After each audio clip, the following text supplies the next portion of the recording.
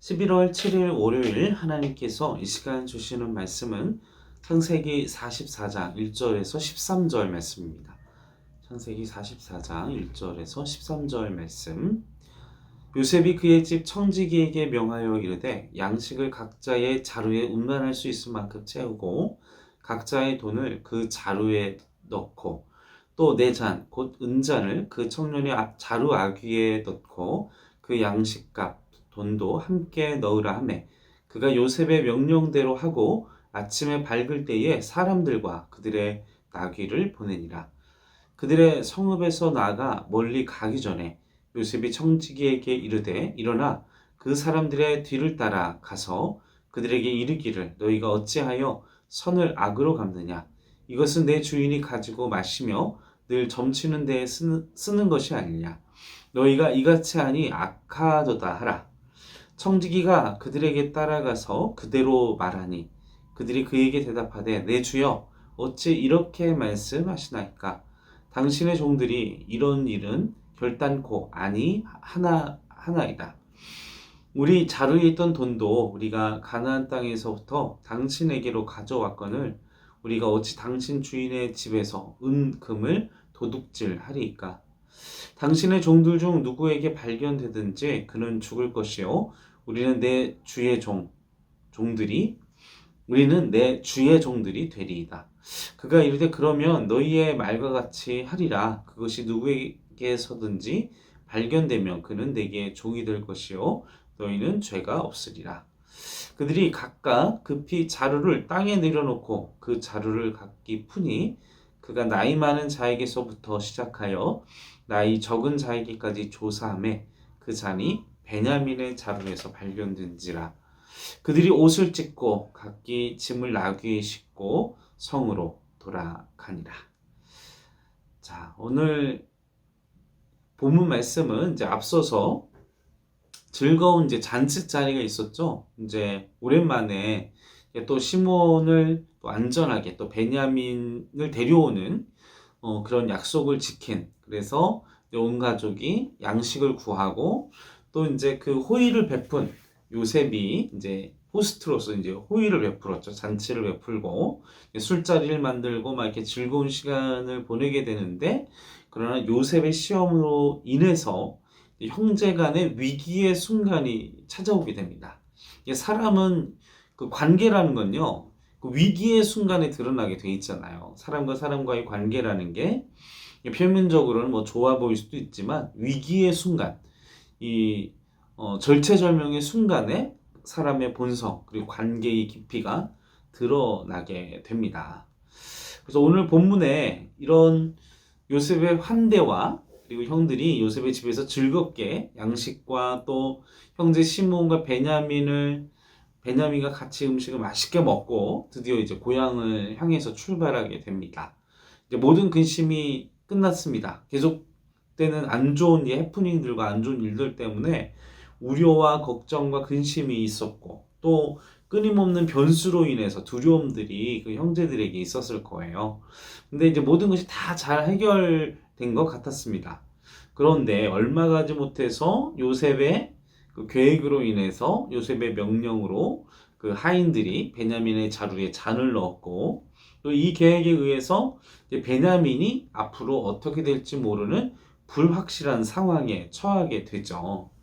그래서 이 같은 상황에 처해졌을 때 형들은 그리고 베냐민과 형들은 이 두 가지의 선택 상황이 있게 됩니다. 첫 번째는 베냐민이 훔친 것이므로 베냐민이 책임을 져야 한다, 이렇게 해서 이제 베냐민만 하고 형제들은 빠지는 것과, 그리고 반대로 그리고 그 형제들은 그 방법을 쓰지 않고 연대 의식을 가지고 형제들 모두가 함께 베냐민과 같이 하기로 결정을 내립니다.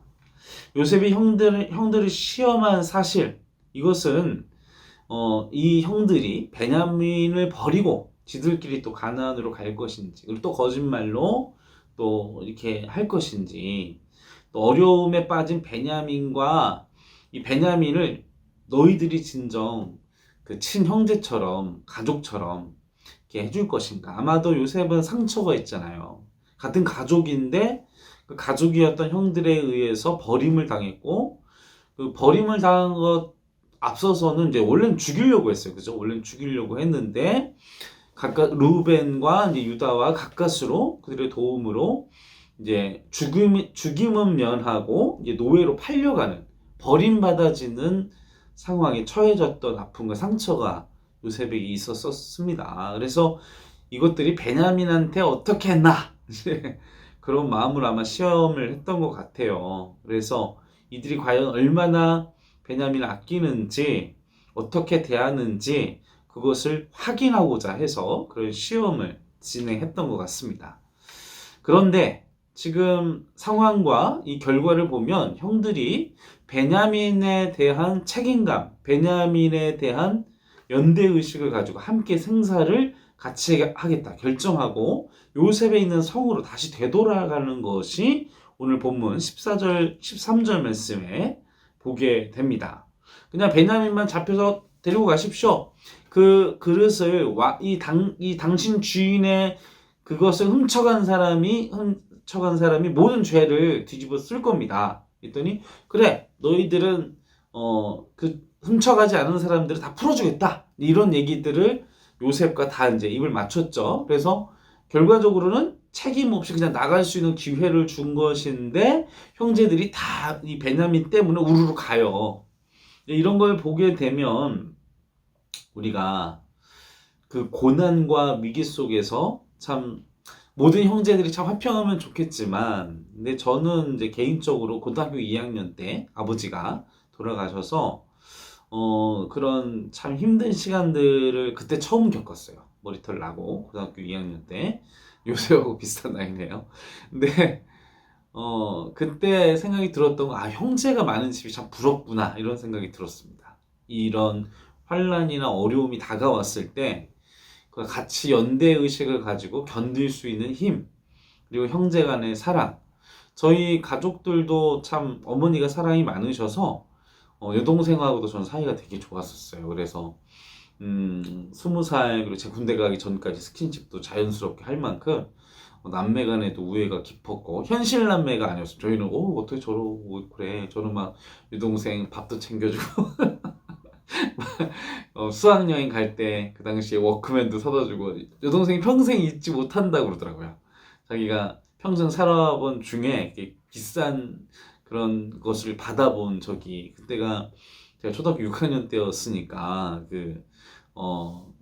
참 그 여동생한테는 감격스러운 순간이었던 것 같아요. 근데 뭐 또 얘기를 들어보면 가족들도 가족들 사이가 안 좋은 가족들도 있을 수 있는데 근데 우리가 생각하는 것은 지금 이렇게 이 베냐민을 두고 형제를 발휘하는 이 가족들을 보면서 우리가 많은 사회와 이 상황 속에 연단과 훈련을 받을 때 우리가 형제가 형제를 서로 북돋아주고 격려해주고 위로해주고 기도해주고 여러분 또 우리가 가족이 아니더라도요 우리 그리스도 안에서 한 가족이지 않습니까?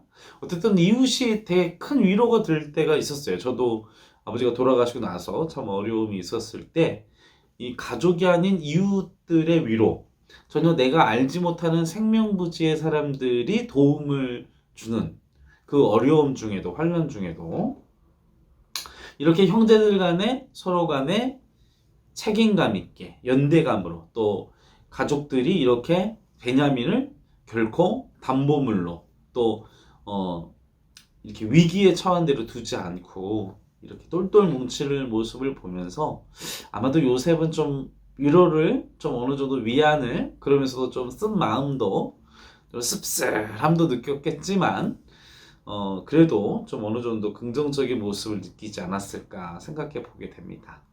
자, 이번에는 요셉의 형제들의 입장으로 생각해 보겠습니다. 지금 막 이미 환란을 가나안 땅에서 겪고 이제 내려와가지고 양식을 구하는 상황이잖아요. 이제 갑자기 풍년이었다가 흉년이 이미 그 이집트 사람들은 준비되었었잖아요.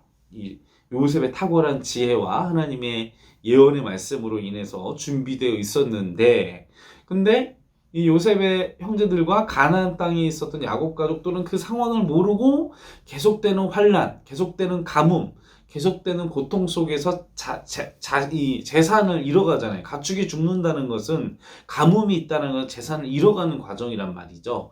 가축들이 죽어나가기 때문에. 그러니까 점점점 내려오고 양식도 빈곤해서 이제 이집트 땅에 들어왔더니 또 그냥 어떤 사건이 발생해가지고 또 요셉이 이런 계획 때문에 시므온이 잡혀 있었고, 그래서 이제 시므온 베냐민을 데려오는 전제 조건으로 너희들이 정말 그런 신분이 증명되는 사람이라는 것을 베냐민 데려오면 내가 믿어보겠다. 니들 말이 진실해. 이래서 또 이제 왔는데 또 이제 똑같은 상황이 또 반복되고 베냐민의 짐에서 그게 발견됐단 말이에요. 근데 여러분, 이렇게 환란이 반복되다 보면요, 어떤 일들이 벌어지느냐? 사람이 겸손해지죠. 그죠? 고난을 계속 당하다 보면요, 사람이 겸손해져요. 아무리 목이 곧고, 이 자아가 강하고, 이런 사람들도 계속 이렇게 실패를 경험하다 보면 자기 자신의 못난 부분이 깎여지게 돼요. 겸손해지죠. 아마 이 가족들도, 이 요셉의 그 형들도 이 계속되는 고난, 고통, 사건, 그리고 또 이런 문제들과 때문에 가족들끼리 똘똘 뭉친 어떤 계기가 되지 않았을까 생각해 보게 됩니다. 그래서 그런 그들의 연대, 그리고 베냐민을 끝까지 포기하지 않았던, 그냥 각자, 그래, 아유, 당신네들, 형들은 그럼 나는 엄마 아빠한테 얘기할게, 이런 게 아니라, 이 베냐민이 또 못 가? 그러면서 안 돼, 이러면서, 왜냐하면 알고 있잖아요. 야곱이 얼마나 베냐민을 사랑했다라는 것. 그리고 이런 사건, 사고가 생겼는데, 나만 또 먼저 고향으로 돌아가면 또 마음이 불편하기 때문에 가족들이 똘똘 뭉쳐서 하나 되는 과정. 우리가 고난을 무조건 나쁘게만 생각할 게 아니라 이 훈련을 통해서 가족과 가족의 사랑을 확인하고, 우리가 이웃 간의 사랑도 확인하고, 우리 교회 공동체 안에서의 사랑도 확인하는 시간들, 또 우리 주변에 고난당하고 계속 고통을 당하는 지체들이 있다면 그들을 위해 기도해 주시고 밥 한 끼 사주시고 또 필요한 생필품도 챙겨주시고 또 필요한 것들 지혜롭게 마음 상하지 않고 또 이렇게 마음의 어떤 그런 것들 오해 생기지 않도록 지혜롭게 또 준비하는 게 필요하죠.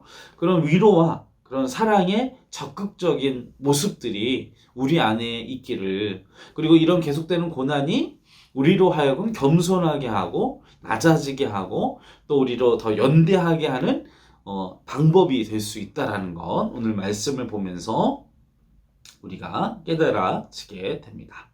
결국 이런 과정들을 통해서 이제 요셉의 형제들이 스스로 자신의 아마 아픈 손가락이잖아요, 베냐민은. 그죠?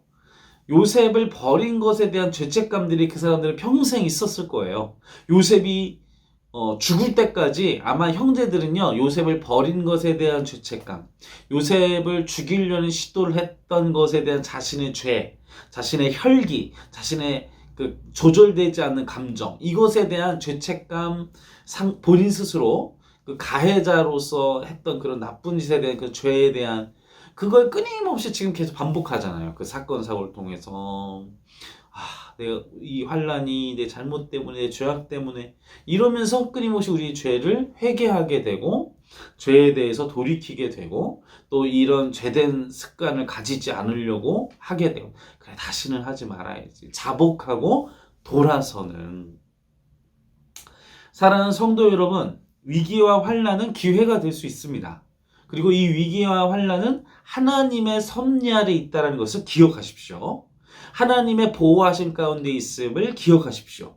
요셉의 큰 그 국무총리가 된 그 손길이 이미 있었잖아요. 보호 아래 있어요. 이미 요셉의 보호 아래.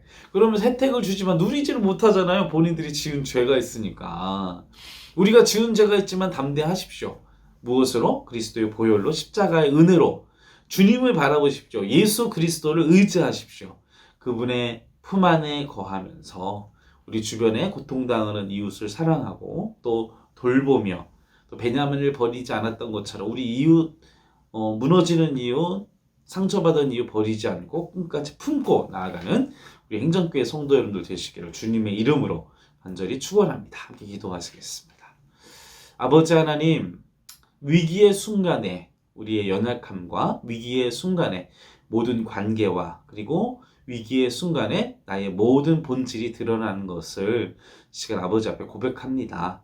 우리의 연약함 예수 그리스도의 보혈로 덮어주시고 정결하게 하시고 깨끗하게 하시고 돌이키게 하시고 우리 연약함 예수의 보혈로 씻어주셔서 아버지 하나님 오직 거룩한 하나님의 의와 거룩한 하나님의 사랑과 거룩한 아버지 덕을 드러내는 그래서 위기의 절망 가운데 빠져있는 우리 주변의 이웃들을 우리 주변의 베냐민을 포기하지 않고 끝까지 품고 사랑하고 하나 되는 이 가족들처럼 우리도 우리 그리스도인들도 우리 행정교회 성도 여러분들도 내 자신 그리고 하나님의 모든 백성들이 온전히 하나님의 예수님을 닮아가는 하나님의 참 백성이 되어가는 성도들로 나아갈 수 있도록 도와주시옵소서.